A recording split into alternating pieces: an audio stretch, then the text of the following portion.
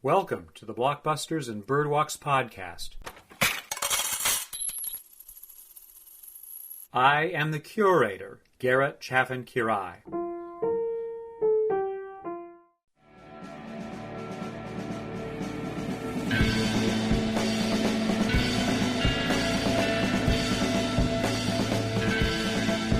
In the 1980s, a young actor named Peter Berg, drawn from a similar cloth to somebody like Ethan Hawke, began thinking about what his future roles as an actor might be like. He began doing bit parts on television, bit parts in movies, and gradually earning wider prestige and getting larger parts in bigger and bigger projects until he landed a lead role on a TV series, Chicago Hope. By the end of the 1990s, he'd began to stretch himself to become a movie director, and we meet him in 2004 with the release of Friday Night Lights, which, incidentally, was based on a book written by his cousin, H.G. Bissinger, called Friday Night Lights, A Town, a Team, and a Dream from 1990. The first time I ever saw the Bissinger book was when I was at the end of high school, going through the Walden books in my local mall trying to find something to read. It struck my attention because it features on its cover several football players walking towards a coin toss in the middle of a football field. The football players are fully garbed, helmets on, and they're holding hands as they walk towards referees.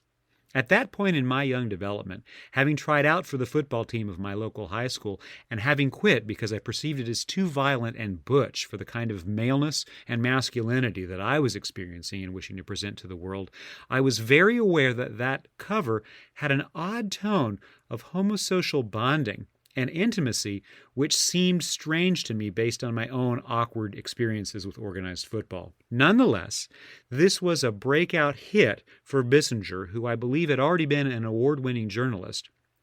The premise was he went to West Texas and embedded himself in a small community of Odessa to take apart what happens in a small town based on its secular religion of high school football. Berg worked with Brian Grazer at Imagine Entertainment, optioned Friday Night Lights from his cousin, drew up a screenplay with David Aaron Cohen, and so begins the feature film Friday Night Lights. What we're involved with is a small Texas community built entirely around high school football accomplishments.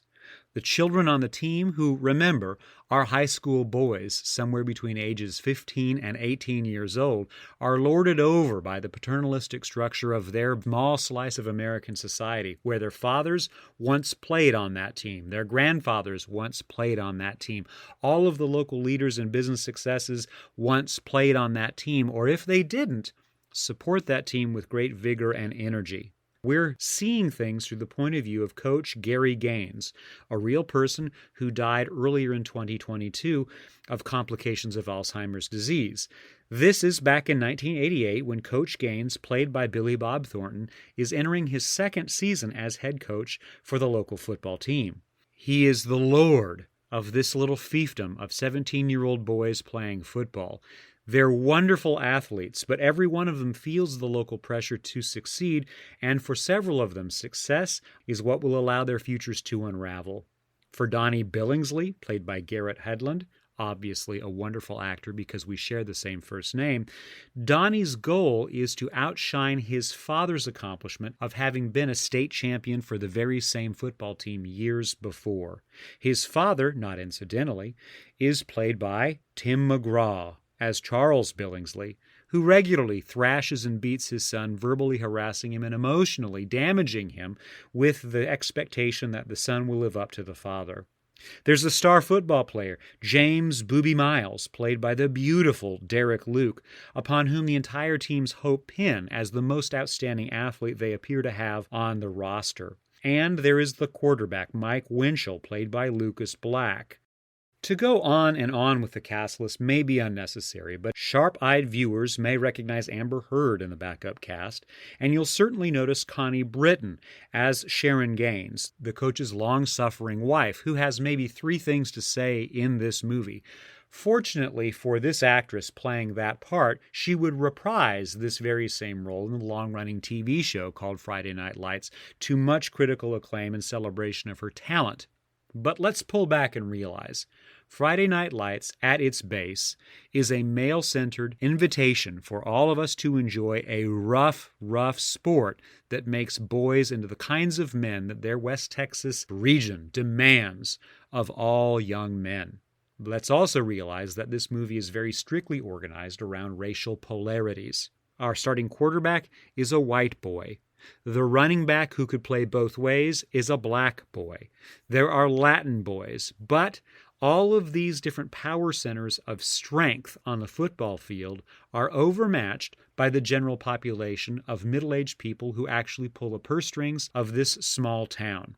There's a wonderful and heartbreaking scene early in the movie when we watch the boys going to celebrate their upcoming season. Why doesn't he have a girlfriend? Is that a rule or something? No, not really. Well, then why don't you have a girlfriend? Just don't. Are you gay? What? Is he gay? I'm not gay. Can you prove it? This is intercut with the Gaineses at a dinner party where the coach is being drilled by various leaders of the local community hosting the party about how he should coach the team to success. Talk about that. Midland Lee likes to bust it up the middle, too. Well, you're right about that. You know what you That's should for do? sure. You should play Billy Miles defense. Work him both ways. Well, see, the problem with that is I don't want to get him hurt. We need him to score touchdowns. That's Bullshit. what. That big nigger ain't gonna break. To hear a young woman call out a young man and question his sexuality to get him into bed is remarkable. To similarly hear a suburban woman of wealth and means harangue the local football coach to have a player risk injury and play both ways and then call him the most insulting term possible for a young black man is a remarkable turn of events. All of this is observed rather quietly by Coach Gaines, who soaks in what he's experiencing. And in many respects, his point of view is the one we're meant to adopt throughout this movie. We look at Coach Gaines as he wrestles with the fact he knows for many of these boys who come from broken homes, he is the stand-in adult who will give them direction and hope and encouragement. At the same time, he is being paid extremely well to win games, and if he fails to win games, he will be fired, meaning on the one hand, he is a warm-hearted, good man. On the other, he's a politician, and the ends must justify the means, and those means can be as mean as hell. Friday Night Lights is also an extremely busy movie, by which I mean it is organized around a montage style of editing where your eyes very scarcely are allowed to stare at something at length without being broken by a new shot. There's a terrific number of sound bridges that connect one set of images in a sequence of on-the-field violence with another sequence propelling us through the movie's paces. It's in fact a little bit overwhelming because the visual field and the audio field are so active in competing for our attention and helping us understand this is exciting stuff. Which is to say that Friday Night Lights, as made by Peter Berg, owes an awful lot to the editors, Colby Parker Jr., David Rosenblum, and Gabriella Fasulo, who do great work.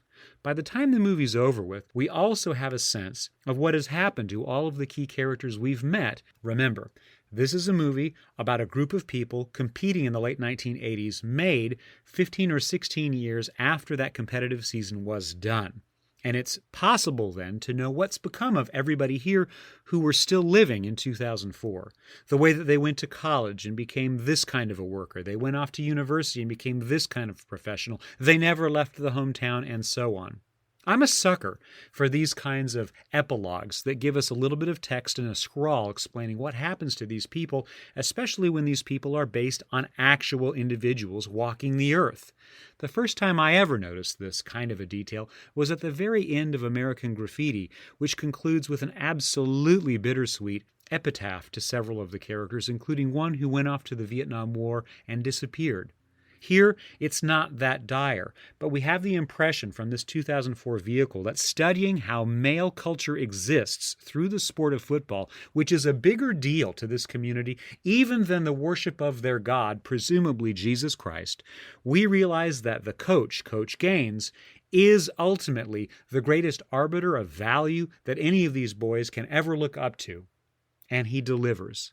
There's a wonderful speech leading up into the final few minutes of the final football game, a championship season that these boys hope to bring home with a trophy and state championship, and he gives them this rather rousing but very subdued, emotionally impactful speech. It's real simple.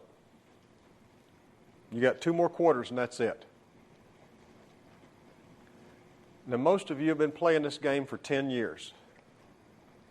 And you got 2 more quarters, and after that, most of you will never play this game again as long as you live. Now, you all have known me for a while, and for a long time now, you've been hearing me talk about being perfect. Well, I want you to understand something. To me, being perfect is not about that scoreboard out there. It's not about winning.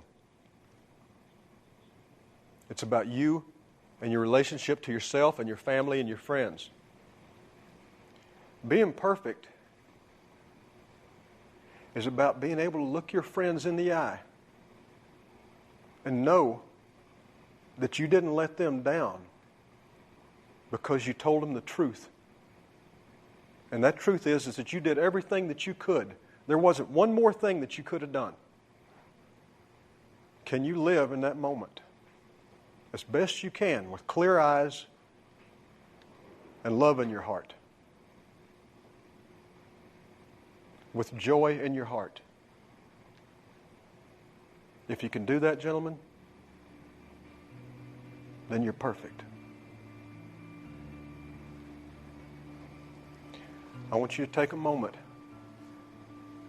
and I want you to look each other in the eyes.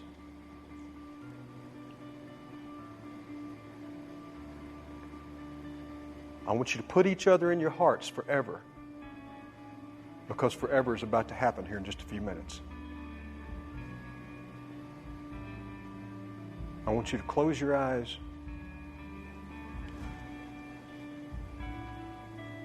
and I want you to think about Boobie Miles, who is your brother.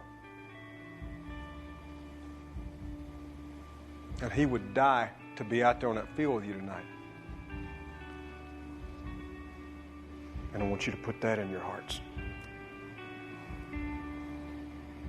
Boys, my heart is full. My heart's full. Is Friday Night Lights a good movie? I think it's possible to say no, it is not. But the thing is, it's a very entertaining movie. It moves right along. It pleases me now that I've seen it a couple of times across nearly 20 years. And I was one of those folks who went to the theater to watch it in first run. I did so with my brother-in-law because we had established a pact during one season to go to the movies as much as we could as a break from childcare. This is one we chose because we had each read good reviews in our local newspaper, and we were each aware that there's a funny way that high school athletics, but especially through football, define how boys become men, and each of us failed to live up to that standard and yet became men.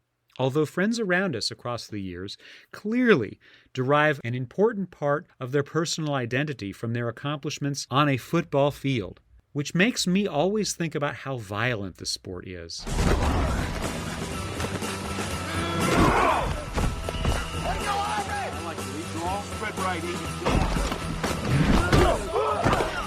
Having recently shown this movie to a class of young people in a college setting, this movie makes one key proposition. Nothing you will ever do will ever live up to what it is you accomplish while in high school. Now that I'm many, many years beyond the high school experience, I'm so glad that that's not true for my life, that so many of my accomplishments have accrued in the years since I was 18 years old. I have been in contact with people across the years of my life who do believe the best times they ever experienced were when they were 15 to 18 years of age. The young people on screen in Friday Night Lights certainly feel that way too.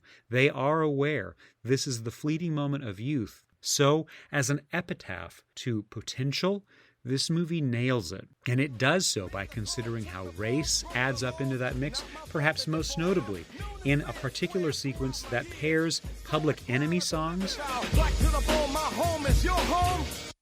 But welcome to the Terror Dome. with songs from hair bands of the middle 80s like Poison.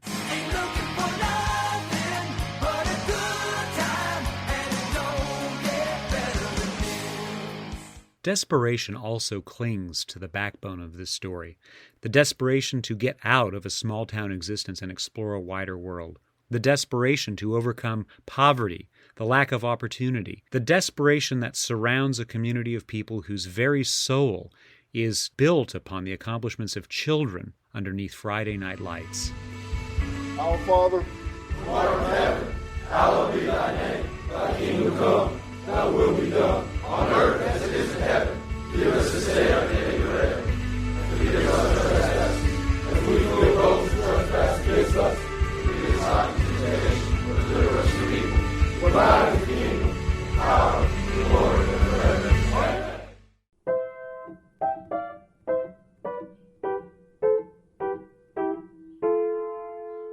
Thank you for listening to the Blockbusters and Birdwalks podcast. My name is Garrett Chaffin-Quiray. Boop boopity doo.